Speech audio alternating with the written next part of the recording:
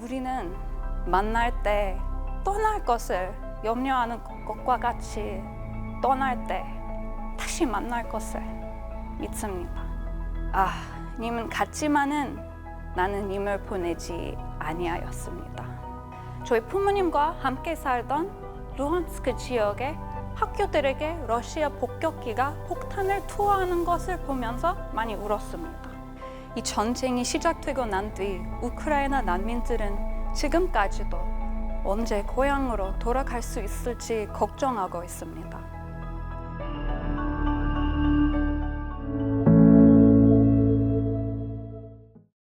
이 프로그램은 자연의 건강을 전하는 우메켄 제공입니다.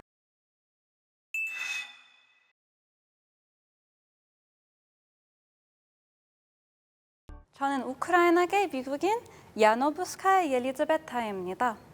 현재 뉴욕시 공립학교에서 선생님으로 일을 하고 있고 석사로 응용언어학을, 학사로 언어학을 전공하고 한국학을 부전공으로 공부했습니다.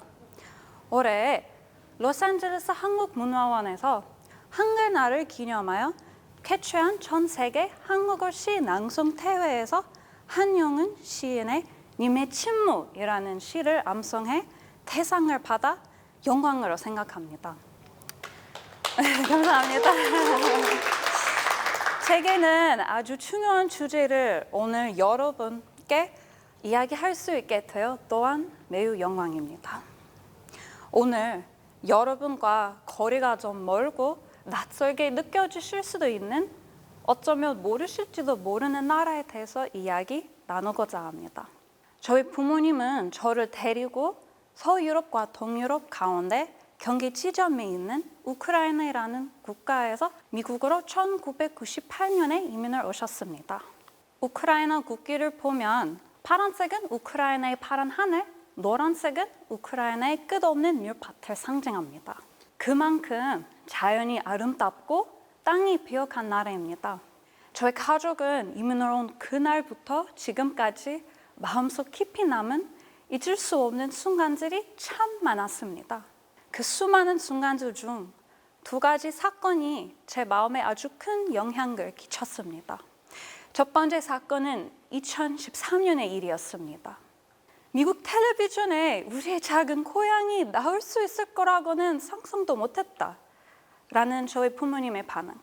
텔레비전에 우크라이나의 동부 쪽에 위치한 루한스크 지역의 안트라츠이라는 도시가 전 세계에 방송되고 있었습니다. 그때는 우크라이나 정부의 무패가 너무 심해서 정부의 무패를 반대하고 야누코비치 대통령을 탄핵하기 위한 유로마이단이라는 혁명 대시위가 일어났습니다. 다음 해 러시아는 우크라이나 남단에 있는 크림 반도라는 영토를 강제 합병했습니다. 그리고 우크라이나 반군들이 러시아 정부의 지원하에 분리주의 내전을 일으켰고 돈바스 전쟁이 일어났습니다. 그때는 뉴스를 보면서도 여전히 희망을 가졌습니다. 러시아와의 정치적인 긴장이 멈출 거라는 걸 믿고 앞으로 제가 태어난 그 고향으로 다시 돌아갈 수 있다고 믿었습니다. 저희 고향에 사는 친척들을 보며 저희 나라의 도시, 민족, 마을, 그리고 아름다움을 언젠가 다시 볼 수 있을 거라고 많은 낮과 밤을 계속 믿었습니다. 두 번째로 큰 사건은 2022년 2월 24일에 일어난 러시아의 우크라이나 침공 사건입니다. 그날부터 러시아 군이 수많은 도시, 교회, 병원, 그리고 학교를 폭격하는 것을 계속 지켜봤습니다. 저희 부모님과 함께 살던 루한스크 지역의 학교들에게 러시아 폭격기가 폭탄을 투하하는 것을 보면서 많이 울었습니다.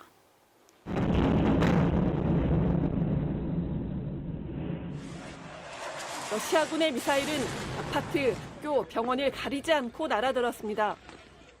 수도 키이우의 TV 송신탑이 파괴됐을 때도 주변 거리를 지나던 사람들이 희생됐습니다. 여기서만 최소 5명이 숨지고 5명이 다친 것으로 알려졌습니다. Группа, такое впечатление, что это семья, которая шла вместе, потому что они находятся все вместе, нету следов разбросов взрывной волной.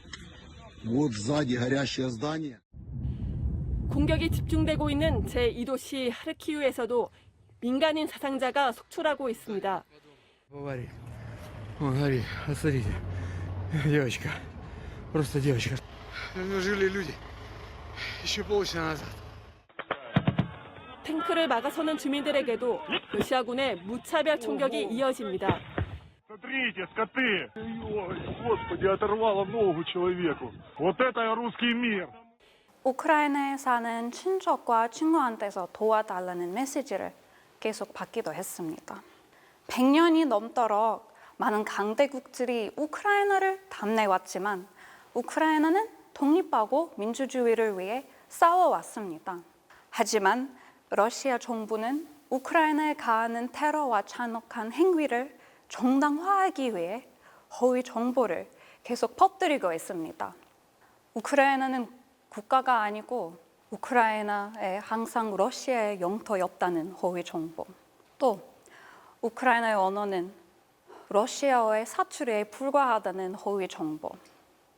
우크라이나는 민족과 언어가 다양한 국가라서 사회에 많은 소수 민족들이 살고 있습니다.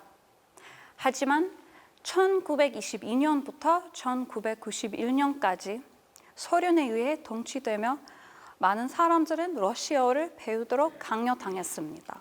그 기간 동안 우크라이나의 언어와 문화는 심하게 억압받았습니다. 이 전쟁이 시작되고 난 뒤 우크라이나 난민들은 지금까지도 언제 고향으로 돌아갈 수 있을지 걱정하고 있습니다. 전 세계 많은 사람들과 같이 저의 가족도 슬픔의 구렁텅이에 빠져 있었습니다. 이런 구렁텅이에서 일어선다는 것은 매우 힘든 일입니다. 그런데 최근 이런 저에게 큰 위안이 되며 현재 상황을 새롭게 바라보도록 도와주는 것을 우연히 찾게 되었습니다. 올해 로스앤젤레스 한국문화원에서 한글날을 기념하여 개최한 전 세계 한국어 시 낭송 대회 덕분에 한용근 시인의 시 님의 침묵에 대해서 알게 되었습니다.